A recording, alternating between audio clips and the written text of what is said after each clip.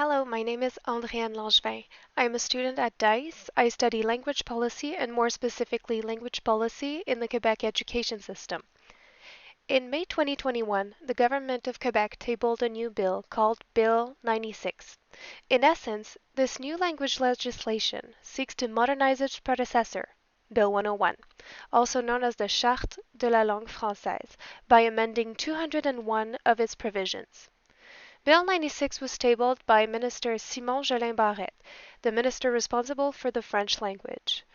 In the fall of 2021, Jolin Barrette's cabinet selected 51 speakers or special interest groups to testify before the National Assembly and share their opinions on the new bill.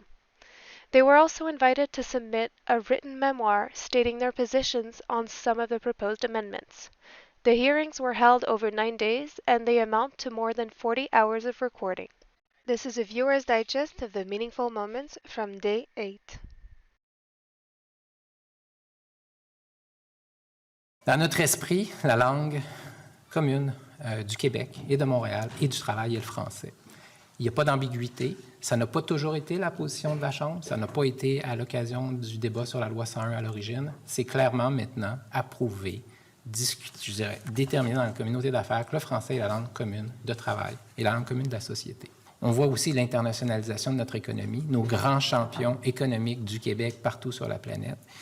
Et on constate aussi que la langue internationale qui est devenue l'anglais est aussi la langue des affaires sur le web et la langue de la technologie dans bien des cas et la langue des applications. On met en garde, à travers ce qu'on a lu dans le projet de loi 96, sur 3 enjeux majeurs. Le premier, c'est qu'on doit le faire sans miner la capacité de notre économie et de nos champions de s'internationaliser, et je le répète, la langue internationale des affaires est l'anglais. Ne pas étouffer sous le poids du bagage administratif additionnel nos PME. Et on doit faire en sorte qu'à travers nos activités, nos actions pour soutenir l'intégration des immigrants, la francisation des PME, qu'on le fasse avec les organismes terrains. Nous pensons que le gouvernement lui-même, à travers ses institutions et ses fonctionnaires, n'est pas toujours le mieux placé pour atteindre ces objectifs-là.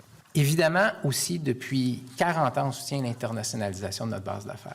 C'est la vision qu'avaient mes prédécesseurs, que nos entreprises d'ici ne réussiront pas et notre économie n'atteindra pas son plein potentiel sur notre marché intérieur. Nous sommes régulièrement en mission à l'étranger, nous faisons des formations et nous incitons nos PME à se doter dès le début de leur plan d'affaires d'un plan à l'international, qui implique donc de se poser la question sur le site web transactionnel, doit-il être en anglais? Est-ce que je dois avoir des ressources internes qui parlent d'autres langues que le français? Est-ce que dans mes efforts de mise en marché de mes produits, je dois dès le départ penser à mon suivi après-vente en anglais parce que ça va être à l'international? Ce sont nos entreprises du Québec qui desservent d'abord le reste du Canada dans bien des situations, les États-Unis et l'international. Et là, il y a des enjeux touchant cette perception qu'on devrait réglementer qui on embauche, pour quelles conditions, et surtout la connaissance des autres langues, dont l'anglais. Une petite entreprise qui se dit « dans 2 ans, je vais aller à l'international » ou « dans 2 ans, j'active mon plan de développement dans le reste du Canada », doit pouvoir embaucher dès maintenant des ressources qui possèdent potentiellement l'anglais, même si au quotidien, il n'y a pas encore d'utilisation de l'anglais. Alors, ça met en perspective la difficulté de vouloir réglementer les exigences de la connaissance de l'anglais à l'embauche. Les entreprises qu'on cherche à attirer, nos filiales étrangères basées à Montréal. Je vais prendre une entreprise que j'utilise souvent parce que symboliquement elle est puissante, L'Oréal, entreprise française qui a un siège social à Montréal, qui dessert tout le Canada à partir de Montréal.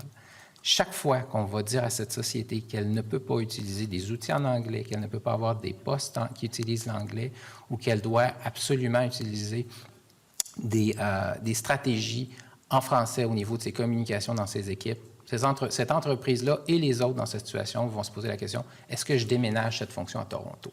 C'est automatique, ils vont se dire, si au Québec, c'est difficile d'avoir un siège social pan-canadien ou dans certains cas mondial, Rio Tinto Alcan, siège social mondial de l'aluminium pour la compagnie Rio Tinto, à chaque fois qu'on va faire ça, on fragilise notre base économique de décideurs de sièges sociaux au Québec.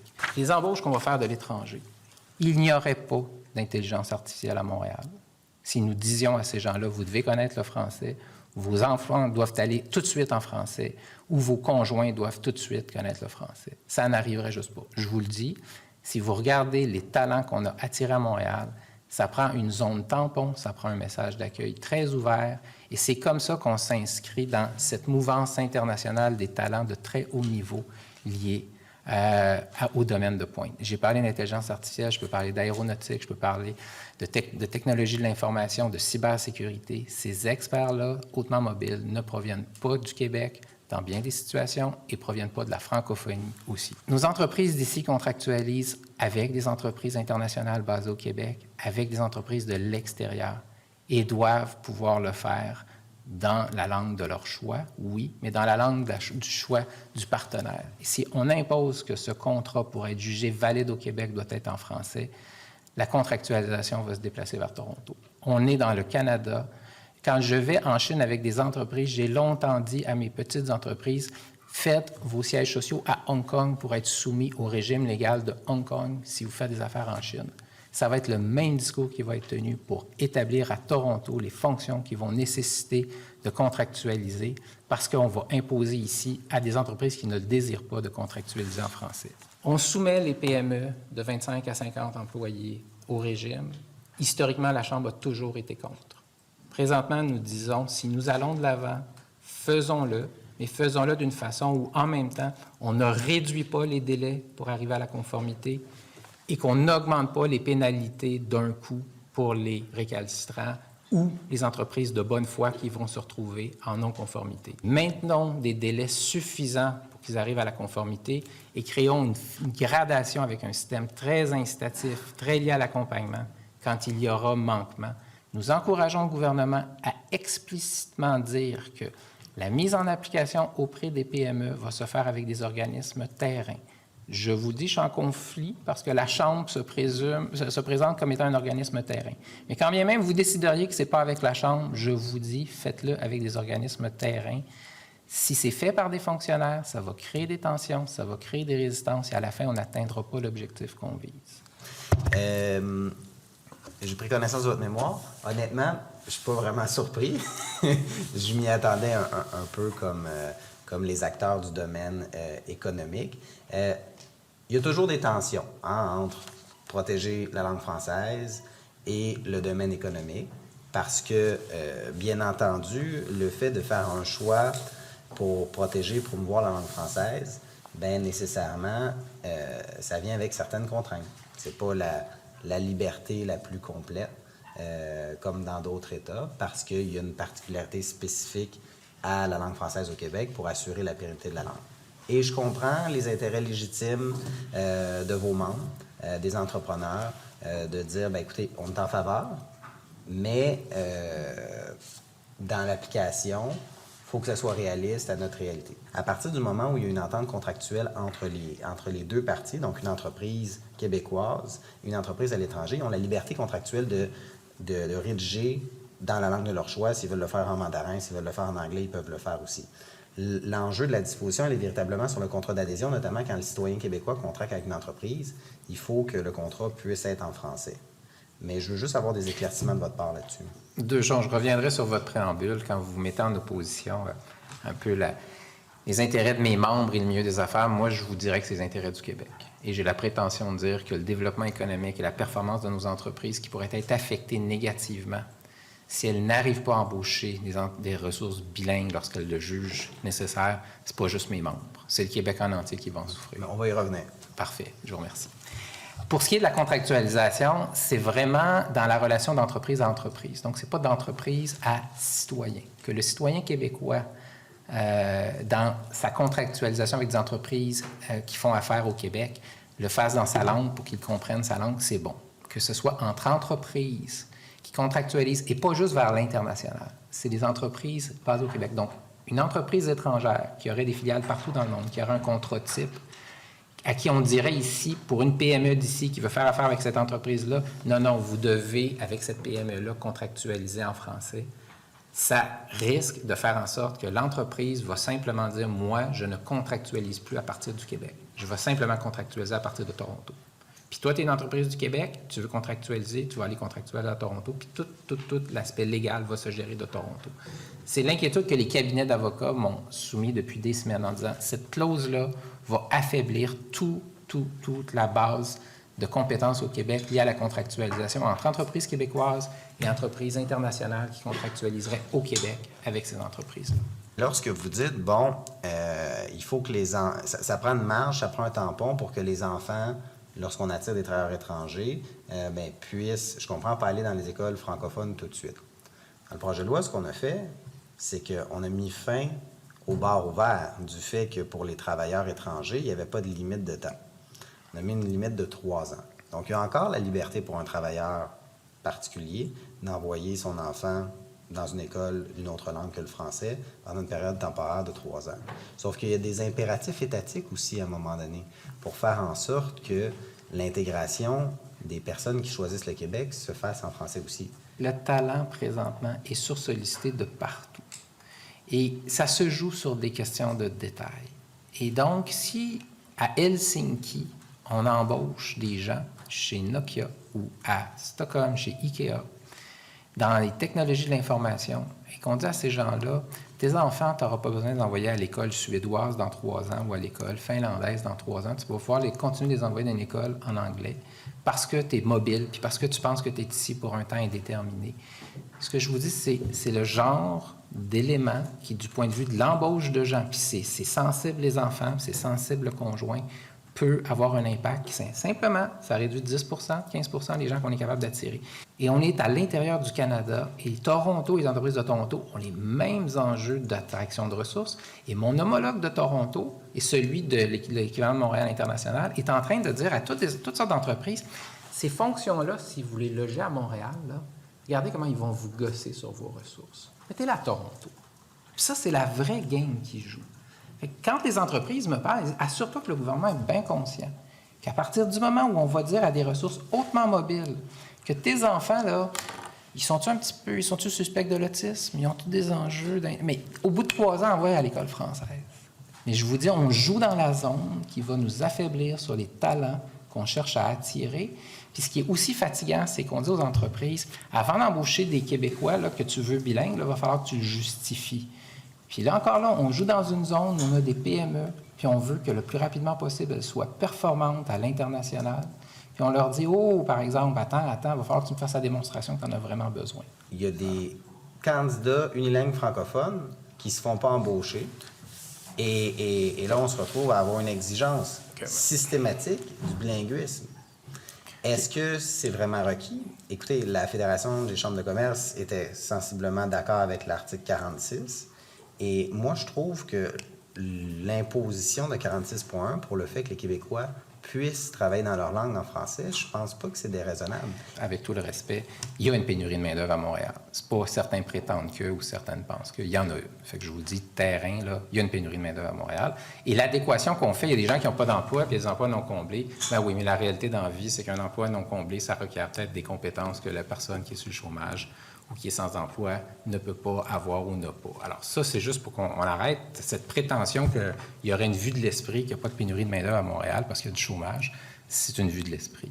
Le deuxième élément... Juste un point là-dessus. Moi, je vous dis qu'on disqualifie des gens à Montréal parce qu'ils ne sont pas bilingues et qu'ils ont des compétences. Bien, ça, vous ne pouvez pas le nier. La discipline de marché, là, la discipline de marché, elle va opérer. Puis là, les économistes vont vous dire, laisse le temps au marché de jouer, là, parce que c'est clair que les entreprises ne vont pas se mettre en faillite ou vous refuser de faire des sous parce que soudainement, ils font la fine bouche avec des employés potentiels qui pourraient répondre à leurs besoins.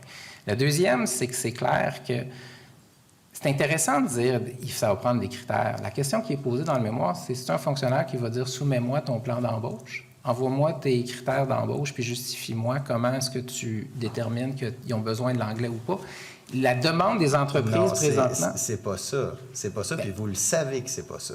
La demande... Honnêtement, l'article 46 de la Charte, actuellement, c'est pas ça. Puis vous savez que 46.1, ça sera pas ça. Alors, quand vous dites ça en commission parlementaire, honnêtement, vous essayez de faire peur aux entreprises, puis j'accepte pas ça. C'est un droit qui est prévu dans la loi. Oui, mais la peur des entreprises n'est-elle pas accentuée par les propos que vous tenez en commission parlementaire présentement? L'article 46.1 prévoit des modalités des droits. Est-ce que dans le projet de loi, c'est prévu que c'est les fonctionnaires qui vont venir vérifier ça? Non, ça ne l'a jamais été et ça ne le sera pas.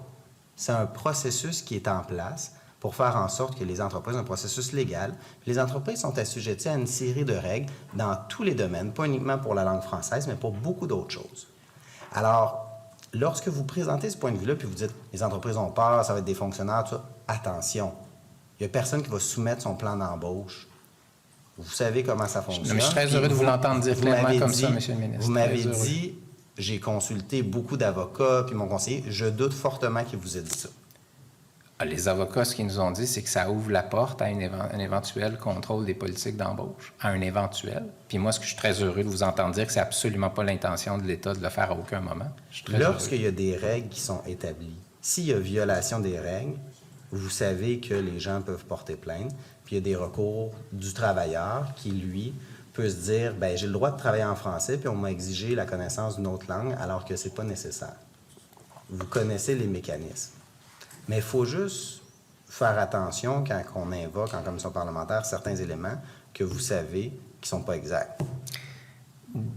Déjà là, ce que vous dites amène les entreprises à être inquiètes sur la multiplication des plaintes, éventuellement la judiciarisation de ces plaintes, puis éventuellement les risques réputationnels, parce que des employés quérulents, comme il existe des citoyens quérulents, se mettraient à contester que des réunions se passent en anglais, que des embauches se passe en exigeant de l'anglais ou qu'éventuellement que des emplois soient transformés parce que dorénavant, on exigerait l'anglais. Vous ouvrez la porte à une multiplication des plaintes, à une forme de risque réputationnel. Les entreprises vont devoir continuellement s'expliquer pourquoi ça se passe en anglais à tel moment puis à tel autre moment. Mais vous ne pensez pas qu'actuellement, dans le marché du travail québécois, là, effectivement, des entreprises s'internationalisent, mais ce n'est pas tout le monde qui est à l'international.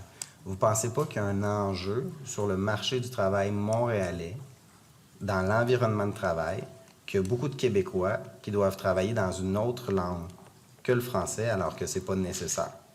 Est-ce que, pour votre organisation, c'est un fait? Oui, je suis prêt à vous rejoindre là-dessus. C'est-à-dire que moi, je pense qu'il y a eu des réflexes d'entreprises d'exiger du bilinguisme partout. Je pense que donc, c'est nécessaire de regarder comment on peut corriger ça, mais ce que je vous dis, c'est qu'il y a un risque. Et le risque, je le vois sur l'internationalisation des entreprises et non pas sur le restaurant de Montréal-Nord où ça se passera en anglais alors que ça devrait se passer en français. L'objectif, je pense, qu'on veut atteindre, c'est que lorsque ce n'est pas nécessaire, on n'a pas à l'exiger, mais je vous dis que c'est souvent nécessaire. L'Université de Montréal avec Yoshua Bengio, là, il parle français de façon remarquable. Mais c'est sûr que dans sa journée, si on faisait le calcul, probablement qu'il y a pas mal d'anglais.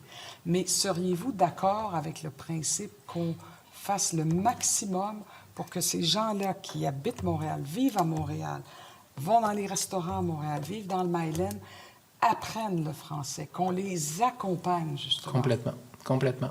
Et je le dis, ce qu'on veut, c'est qu'éventuellement, ils choisissent de rester ici parce que la qualité de vie est incroyable, parce que ça se passe bien pour eux et leur famille, et éventuellement parce que c'est excitant que ça se passe en français, parce que c'est excitant ce lieu-là. Mais est-ce qu'on le rendrait obligatoire ou on les accompagne si on le goût? Ce qui fait qu'il y a des rues maintenant à Montréal où effectivement ça se passe beaucoup plus qu'avant en anglais. Moi, je suis d'accord qu'on lance un signal que ça va finir par devoir se passer en français. Je dis, essayons d'éviter de dire que c'est à l'intérieur de 3 ans pour les enfants. Comment ça se fait que c'est pas reparti, ce programme-là? C'est génial, je dirais. C'est formidable. Les circonstances, c'est ceci. Pour ceux qui ne sont pas familiers, J'apprends le français est un programme qu'on a développé où des gens des universités qui sont dans les facultés où on apprend à enseigner le français vont rencontrer des commerçants dans le commerce pour leur apprendre le français lié à leur travail. C'est un programme qui répond à 12 ans d'apprentissage essai-erreur puis qui fonctionne parfaitement parce que pour l'immigrant ou le non-connaissant du français qui travaille, c'est le moment où il peut le faire sur son lieu de travail. C'est un français qui lui est directement utile. Puis pour les étudiants, c'est génial parce qu'ils vont tester sur leur terrain toute leur théorie. On arrive en pandémie au moment du renouvellement du financement et c'est un programme qui est basé sur la proximité entre un jeune enseignant puis un commerçant quelques heures par jour, par semaine. Et donc, le gouvernement a décidé de suspendre le financement. On a arrêté d'un coup, on a mis tout le monde à pied et donc le programme est inopérant. Et après ça, d'abord, les communautés n'ont pas compris, les commerçants n'ont pas compris, les listes d'attente sont allongées. Au moment où on se parle, ce que je dis au gouvernement, c'est on sort de la pandémie, il y a possibilité de se rencontrer. Est-ce qu'on ne devrait pas immédiatement réactiver ce financement-là? Parce qu'on a des commerçants heureux de se franciser, notamment dans la communauté chinoise, qui est une communauté qui n'était pas si volontaire dans le passé. Puis deuxièmement, je vous le dis, il n'y a rien qu'un commerçant désire le plus que de rentrer à la maison puis d'être capable de montrer à son enfant qui va à l'école francophone que lui-même maintenant est capable de parler français. Est-ce que vous êtes d'accord que tout le monde, notamment le monde des affaires, les chambres de commerce, le patronat, doivent faire leur part pour protéger le français au Québec et surtout à Montréal? Juste, ça peut être oui ou non, j'ai comme deux. Non, mais je déteste ces questions-là parce que faire leur part, évidemment qu'ils font leur part. Parfait. Mais si ça veut dire d'affaiblir les entreprises éventuellement, attendez, d'affaiblir l'économie du Québec... On va avoir la discussion. Ça s'appelle pas faire Donc, sa vous êtes part. d'accord qu'il faut faire des efforts? Oui. Non? Oui, parfait. Oui. Puis, est-ce que vous êtes d'accord que la vitalité d'une langue dépend beaucoup de la langue au travail? Oui, mais pas plus que la langue Pas dans plus que la l'espace maison. public à l'extérieur, pas plus que la langue de la culture, pas plus que la langue des échanges dans l'espace public. La langue de travail, ça fait partie de ça, mais on pourrait avoir des gens parfaitement intégrés, complètement francophones, qui travaillent chez Ubisoft à développer... Ils travaillent totalement en anglais. Ben, ça à serait pas développer grave. un jeu en fonction d'une mise en marché internationale avec des équipes basées à Vancouver puis basées à Singapour. Puis Et qui donc, vont... vous acceptez qu'ils travaillent en anglais, c'est correct, ça n'enlève rien à la vitalité de la langue française. Exactement pas. Bien,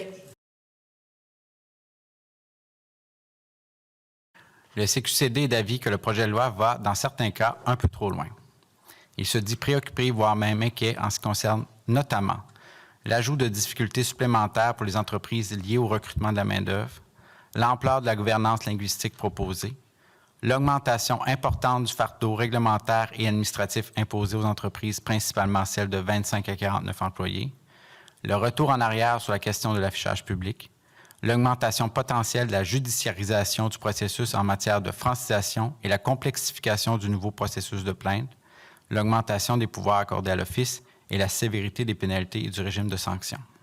Et votre organisation est d'accord avec le fait qu'il y a un déclin du français au Québec, particulièrement dans la région métropolitaine de Montréal? L'organisation constate qu'il y a certaines problématiques dans certaines régions du Québec au niveau de l'utilisation du français. On ne se cachera pas. Il y a certains endroits où c'est plus difficile. Il y a certains endroits où la langue française est moins utilisée qu'auparavant.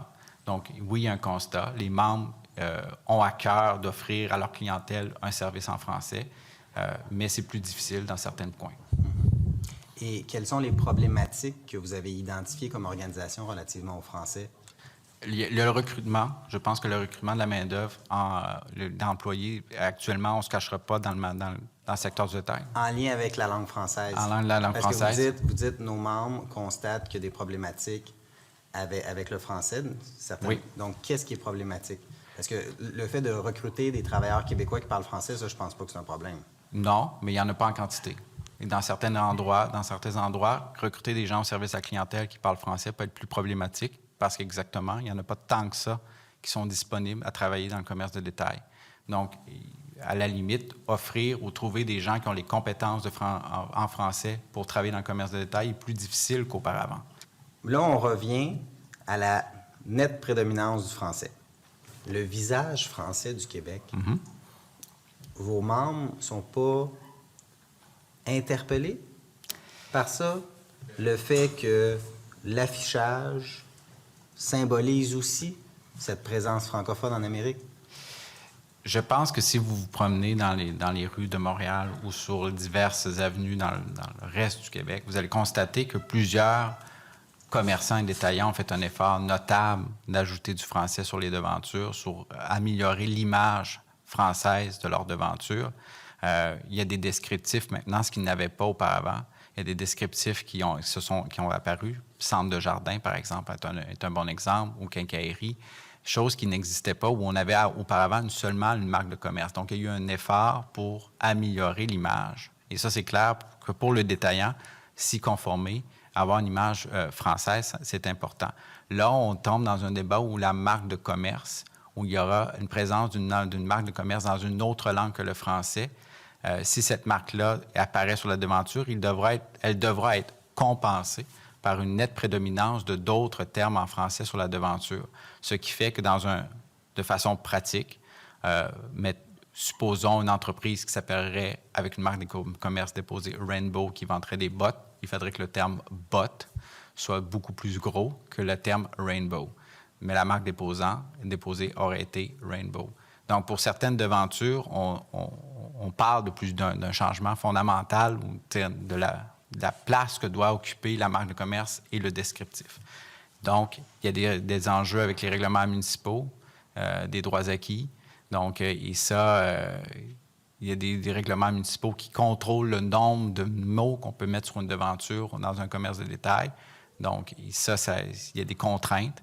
Donc, il y a une crainte substantielle qu'on revienne à un État qui n'était pas l'État précédent, qui est un nouvel État où on devra refaire l'ensemble des devantures de plusieurs magasins, et on parle de plusieurs millions. Et ça, c'est des chiffres qui m'ont été conformés par plusieurs de mes membres qui ont dû faire le processus depuis 2016. Dans les pouvoirs d'inspection et d'enquête de l'OQLF. Il faut remarquer que dans les dernières années, l'OQLF avait quand même eu une opération d'accompagnement qui était extrêmement intéressante. On a quand même offert des prix de francisation pour les outils numériques. On a accompagné certaines entreprises pour améliorer. Et il faut comprendre que les détaillants sont dans très, très grande majorité motivés à franciser leurs opérations, leur site Internet, leurs opérations internes. C'est parfois un manque de moyens. Ils ont besoin simplement de quelqu'un qui les accompagne et non pas quelqu'un qui vienne leur dire qu'ils sont dans le tort. Donc, l'accompagnement est en soi, pour nous, devrait être le premier réflexe de l'OQLF. Là, on semble revenir à une culture de beaucoup plus d'enquête, de vérification, d'audit, d'aller voir en magasin si on a des produits qui sont correctement, d'aller s'assurer que les logiciels utilisés sont réellement des logiciels en français ou il y a une version française qui existe. Donc, il y a une optique qui nous semble être différente, qui nous inquiète un peu, qui semble être une espèce du retour de l'OQLF qui arrive dans le magasin puis nous dit comment un peu faire les choses, alors qu'on avait senti dans les dernières années un changement de culture. L'analyse qu'on a fait avec les différents détaillants, en fait avec nos membres, on a comme l'impression qu'on retourne avec un État policier.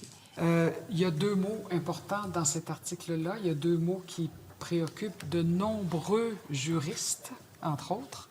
Le mot mandat de perquisition, qui n'existe pas. Il n'y a pas d'obligation de faire un mandat pour ce genre, pour ce que vous venez de décrire, des fouilles ou des abusives ou vire des ordinateurs. Et il y a le mot dérogation, donc la clause disposition de dérogation qui s'appliquerait à toute la loi, s'applique aussi à l'article 111. Alors, ça veut dire que les enquêteurs ont le droit de venir sans demander auparavant un mandat de perquisition, perquisitionner dans des ordinateurs où peuvent se mélanger, il y a des arrêts de la Cour suprême là-dessus, se mélanger des données personnelles d'un employé avec des données professionnelles ou réglementaires de la compagnie. Et là, il y a un grand débat à savoir si, justement, ce n'est pas une intrusion et une atteinte au droit à la vie privée. Je vous dirais qu'à travers les différentes dispositions du projet de loi qui ont été étudiées, c'est probablement parmi celles qui ont fait réagir le plus nos gens. De constater qu'effectivement, on pourrait voir débarquer des agents de l'Office, des inspecteurs de l'Office et aller chercher toute l'information, puiser sans qu'on ait quoi que ce soit à pouvoir dire.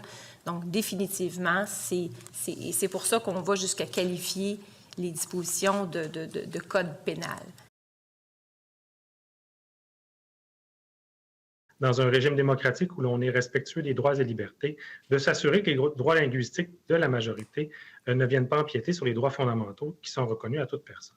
La Commission estime donc qu'il n'est pas souhaitable de modifier le préambule de la Charte québécoise ni son article 9.1 et qu'il ne serait pas pertinent d'y ajouter un nouvel article qui viendrait consacrer un droit de vivre en français.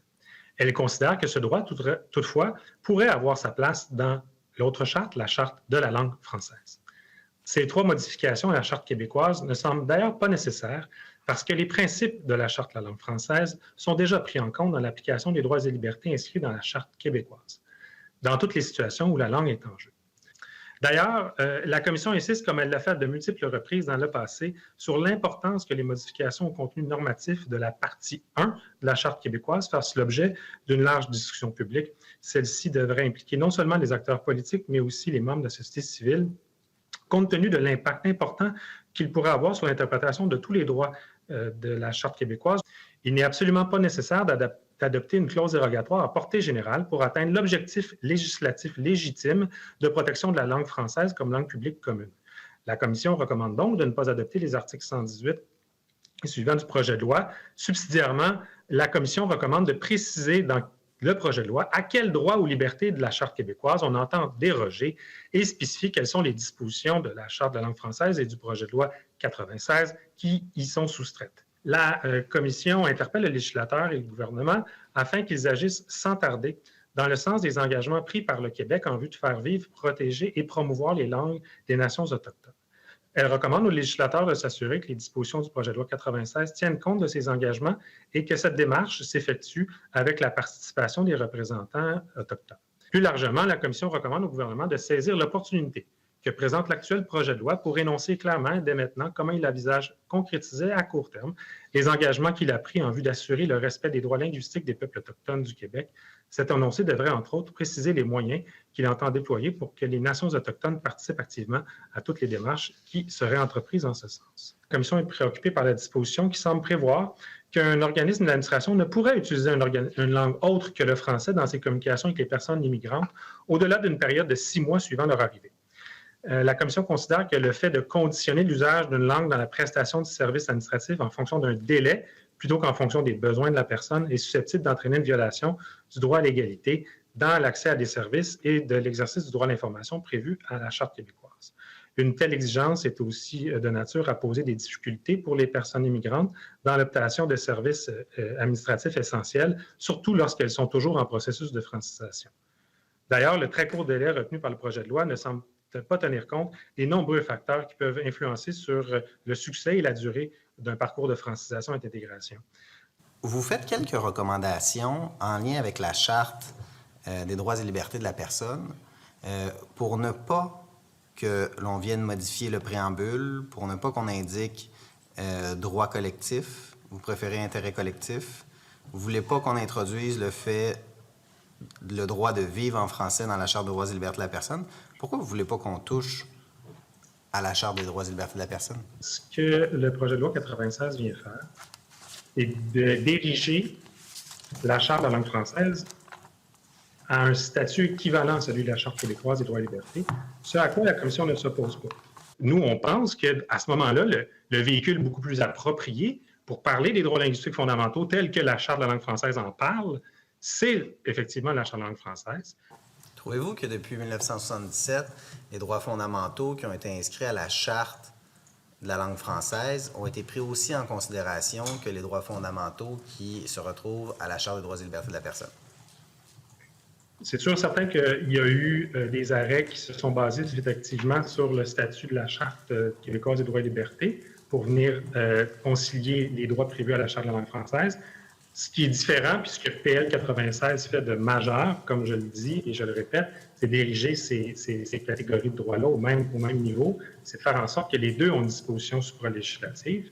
C'est sûr et certain qu'une des recommandations que l'on fait également aux législateurs, c'est de faire attention à l'utilisation de la clause dérogatoire préventive tout azimut, parce que en venant ériger les droits linguistiques fondamentaux qui vont être contenus dans la Charte de la langue française au même niveau que la Charte québécoise, l'utilisation préventive de la clause dérogatoire va un peu nous empêcher ou nous priver du regard des tribunaux de l'impact, de l'effet de cette modification, de cette bonification-là majeure pour le fait français au Québec, qui est le PL 87.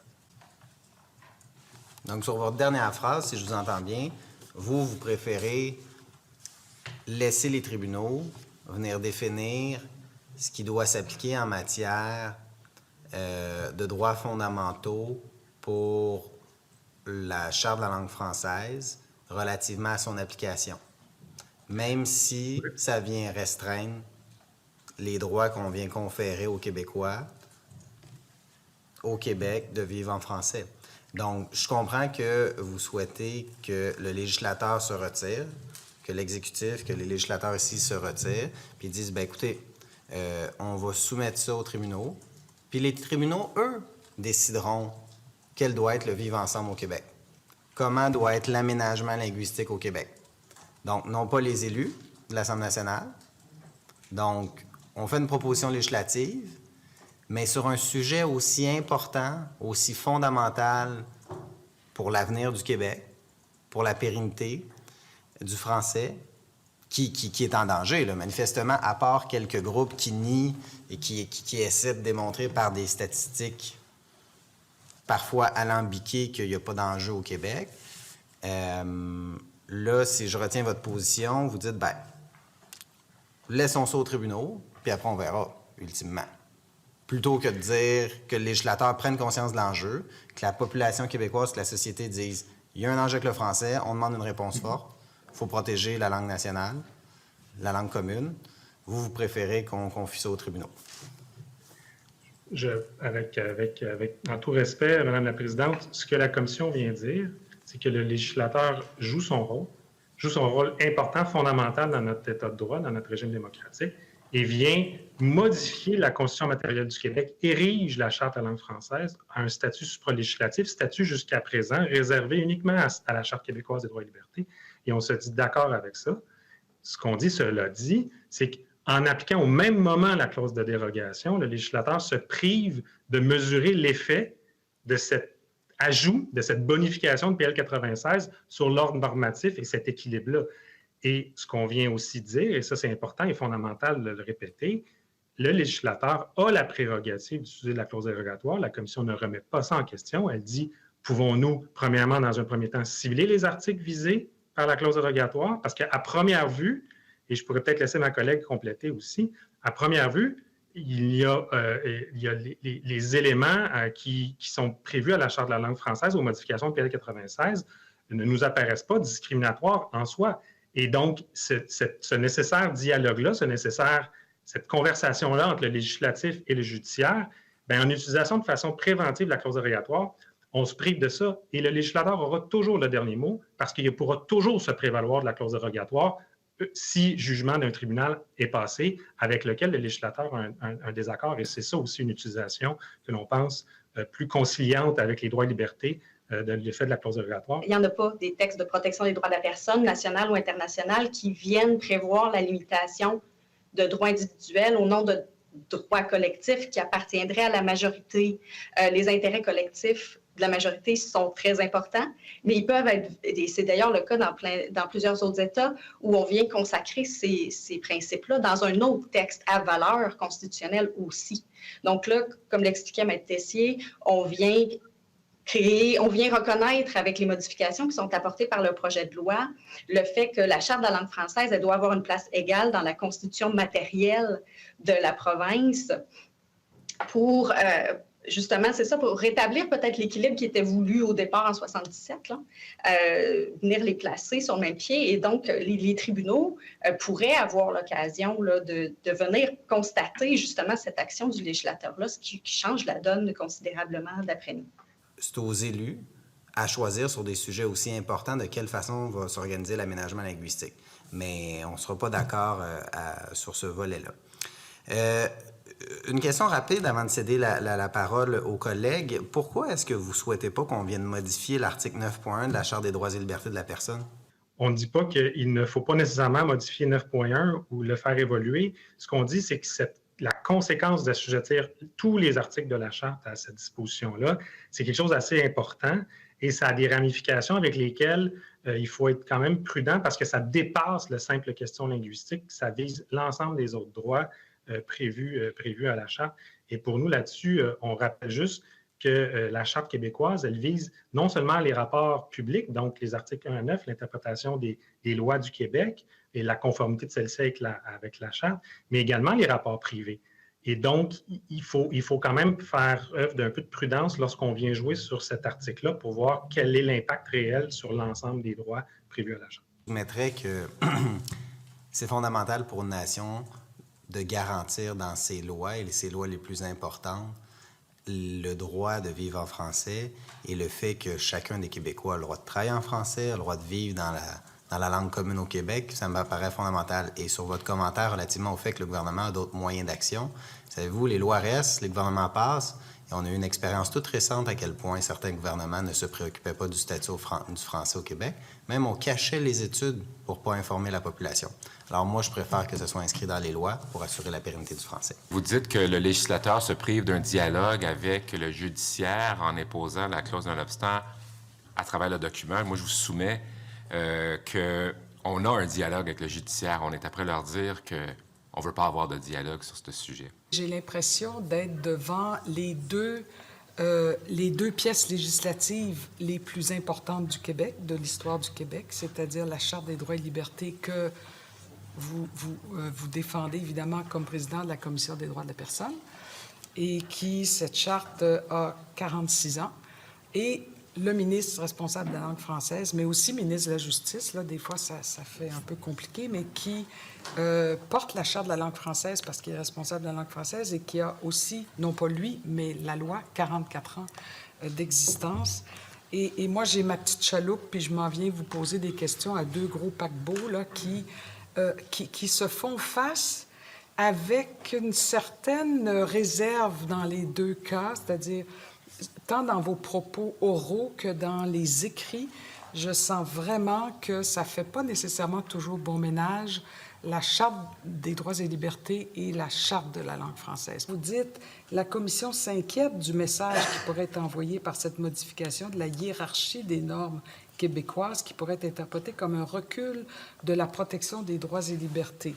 Alors là, je vois une échelle, puis là, en haut de l'échelle, il y a la Charte des droits et libertés, puis la Charte de la langue française monte les barreaux, puis là, veut arriver au même niveau. Puis là, vous dites, vous avez le droit, mais j'étais tout seul en haut, là, puis là, vous mettez votre loi à la même hauteur. On vient mettre au même niveau, l'effet du projet de loi 96, c'est de mettre au même niveau de la Charte des droits et libertés de la personne les dispositions que l'on appelle là, les droits linguistiques fondamentaux qui sont contenus à la Charte de la langue française.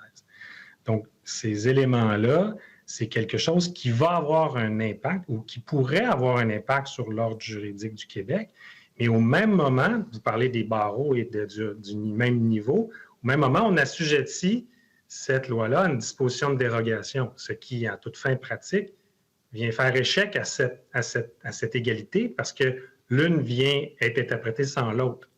Alors, donc, c'est sûr que cette tension-là aussi s'exprime. Et je comprends bien l'argument de dire, mais écoutez, voici la volonté souveraine de l'Assemblée nationale et on veut se passer de cette interprétation-là. Nous, ce qu'on dit, c'est que ce qui animait l'esprit de la loi 101 en 1977 et ce qui animait les rédacteurs du Livre blanc, c'était le fait que la Charte contienne une déclaration des droits fondamentaux la Charte de la langue française, contienne les droits fondamentaux des Québécois en matière linguistique, mais qu'elle complète, en matière de langue, les droits individuels reconnus par la Charte des droits et libertés de la personne. Alors, donc, le Livre blanc parlait aussi du fait que, comme le Québec, il y a une majorité francophone, il faut exercer ces droits-là ou ces intérêts collectifs-là de façon à concilier aussi le respect des droits des minorités.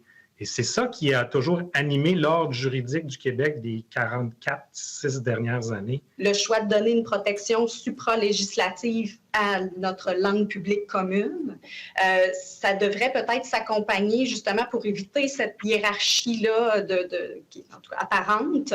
Ça devrait s'accompagner d'une reconnaissance de même niveau des droits linguistiques des groupes minoritaires dans la Charte des droits. Vous dites que dès 1977, dans notre rapport en 1977, la Commission, à la page 39, s'opposait à une modification de l'article 52 de la Charte des droits et libertés qui visait à y introduire une dérogation d'office à l'ensemble de la Charte de la langue française. Vous citez de 1977, alors c'est quand même, moi je trouve passionnant, et vous dites, et je cite encore 1977, je ne sais pas qui ici savait qu'il y avait eu exactement les mêmes enjeux qui se posaient. La Charte n'avait que 2 ans d'existence, puis la Charte de la langue française commençait à vouloir naître. Donc, la Commission estime donc que les dérogations proposées aux articles du projet de loi 96 sont trop larges, imprécises, insuffisamment justifiées. Comme elle le soulignait en 1977, s'il y a des atteintes aux droits fondamentaux incluses dans le projet de loi, il est essentiel de les identifier. Je comprends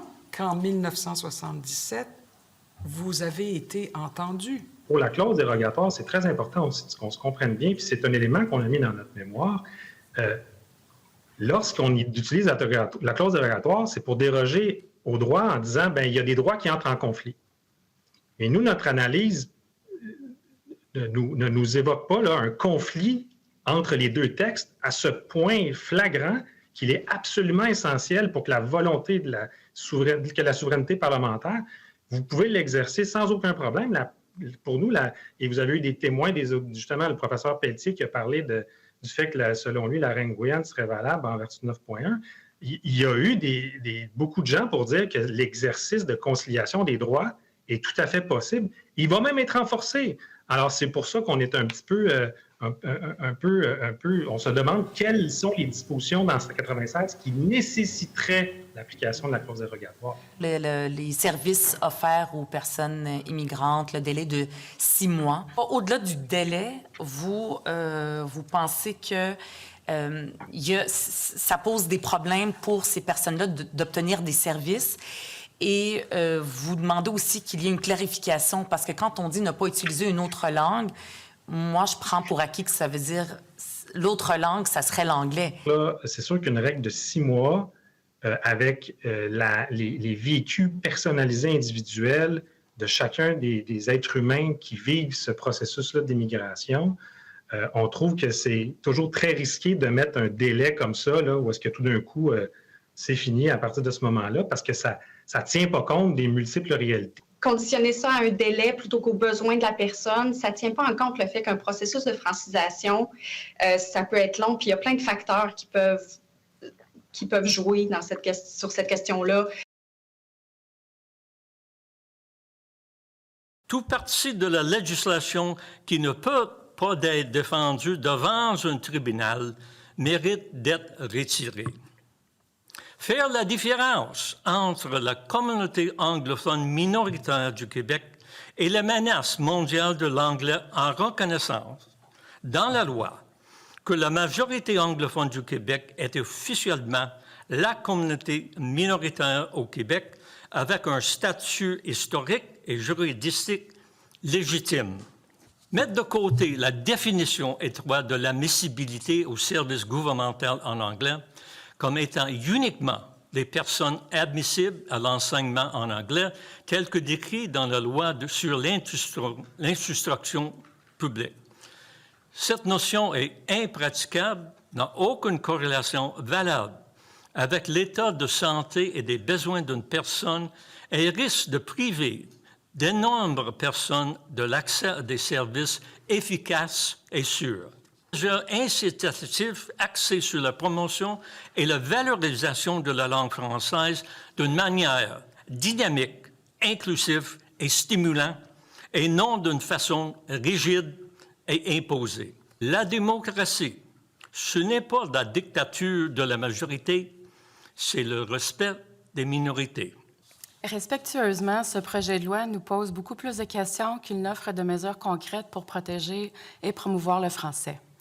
La communauté anglophone du Québec n'est en aucun cas responsable de la réalité selon laquelle la langue anglaise est la lingua franca utilisée au monde pour les questions relatives au commerce, à la science, à la technologie et par la majeure partie des médias sociaux grand public.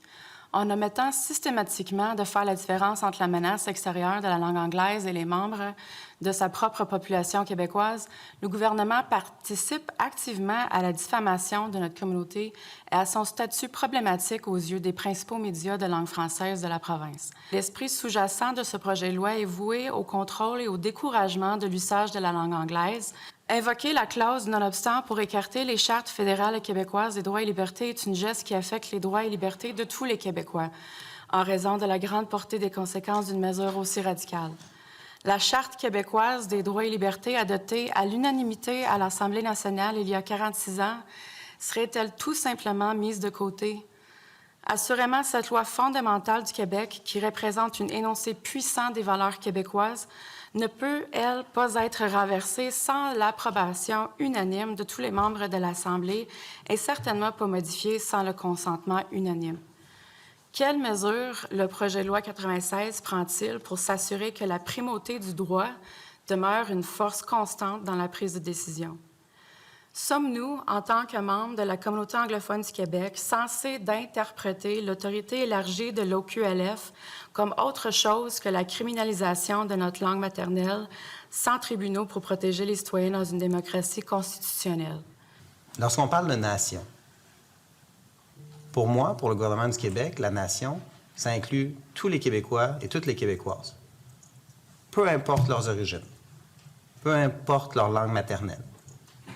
On est ensemble au Québec. On a construit le Québec. Vous savez, la minorité anglophone a participé à ce qu'est le Québec d'aujourd'hui.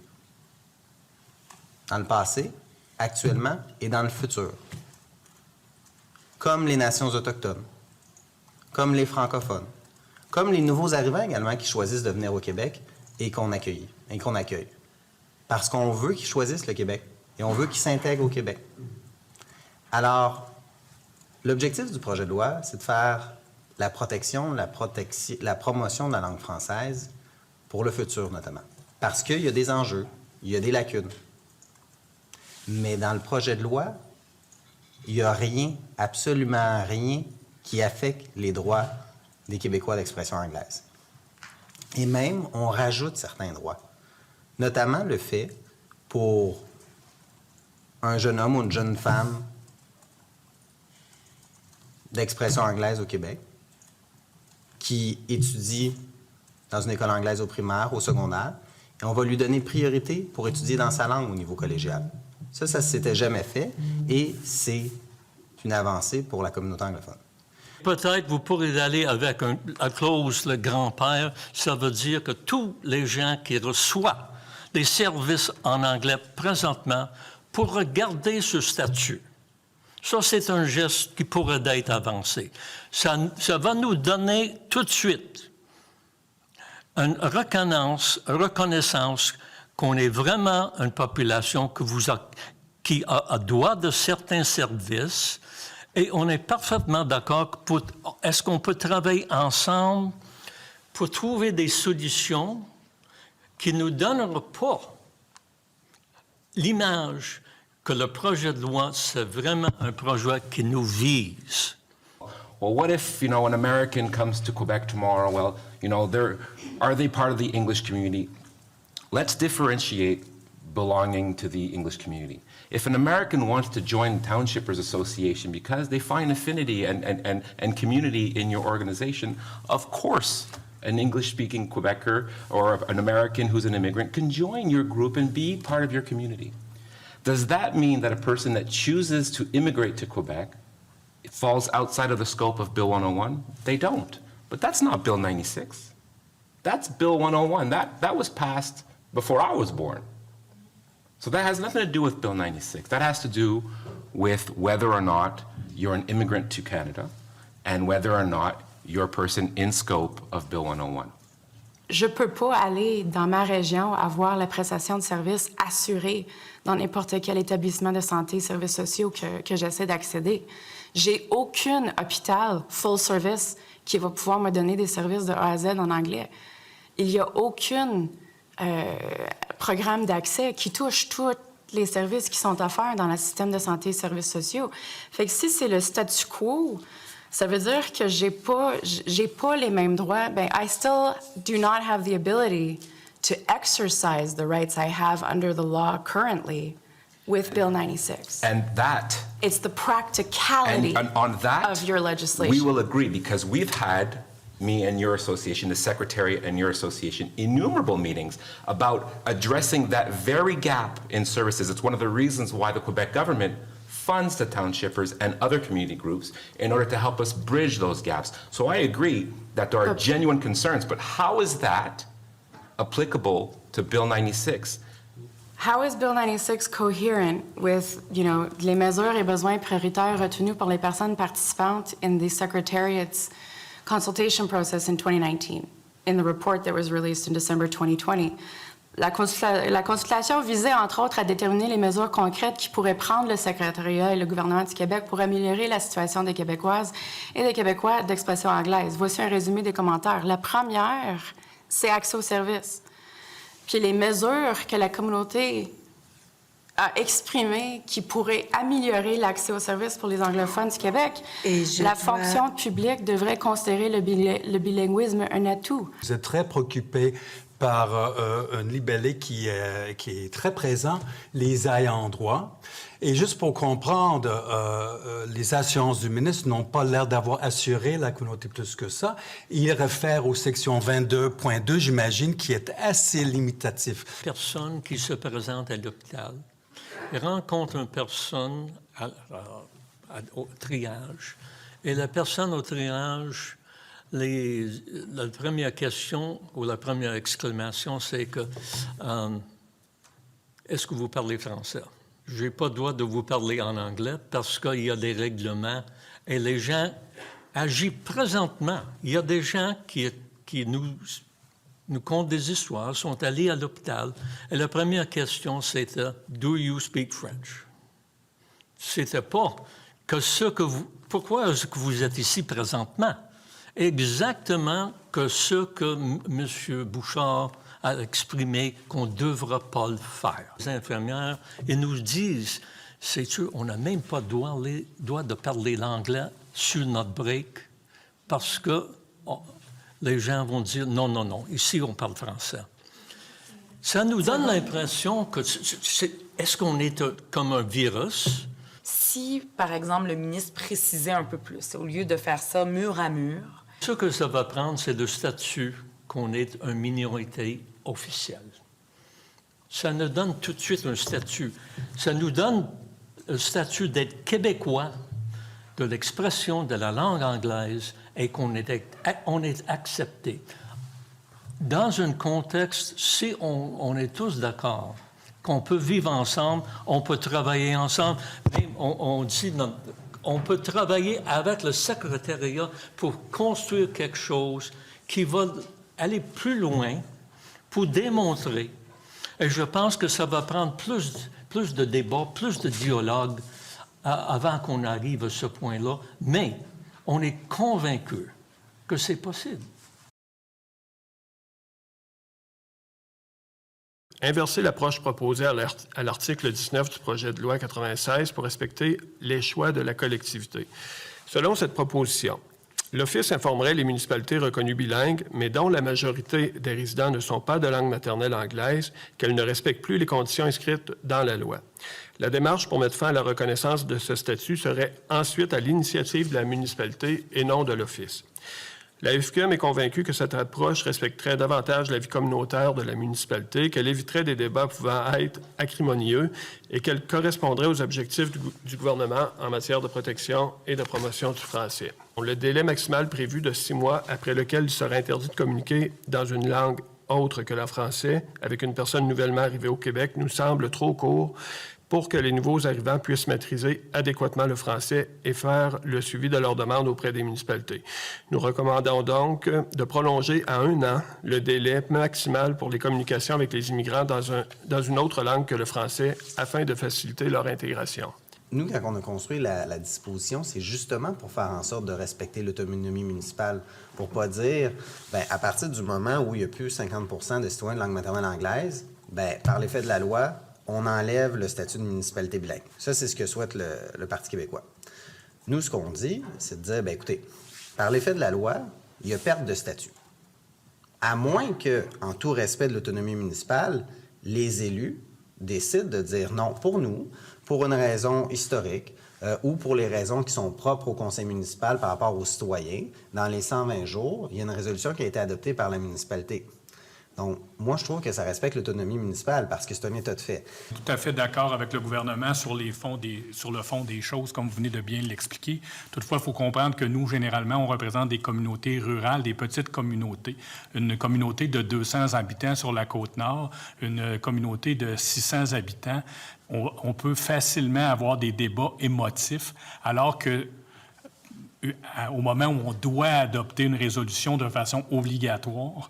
Vous voulez éviter la chicane, vous voulez éviter d'avoir à dire est-ce qu'on veut garder le statut bilingue pour 8 % nos personnes qui sont ici depuis toujours. Il faut comprendre que chaque communauté est différente. Là. On vous parle de petites municipalités. Il y a des endroits où il n'y aura peut-être pas de débat, puis simplement les gens vont décider d'adopter une résolution, puis ça va être comme on est rendu là, excusez l'expression. Encore là, c'est le rôle des élus de sentir leur communauté, puis à l'échelle locale, ils détermineront. Il sera toujours temps de le faire, le débat, comprenez-vous, dans le sens où si on pense qu'on doit le faire, bien, les gens le feront. À ce moment-là, ils vont se poser la question. C'est que là, on oblige à ce que automatiquement, à chaque 5 ans, on se repose la question. C'est il y a la tout ce qu'on question dit. du 5 ans, puis il y a la question de la procédure aussi. Vous avez choisi 1 an. Pourquoi 1 an? Pourquoi pas 2 ans? Pourquoi pas 3? On souhaite accueillir les gens, on souhaite leur donner un délai raisonnable, mais on pense que quand ça fait 1 année que tu habites dans une communauté purement francophone, il y a de fortes chances que tu sois en mesure de t'exprimer d'avoir des connaissances linguistiques minimales pour fonctionner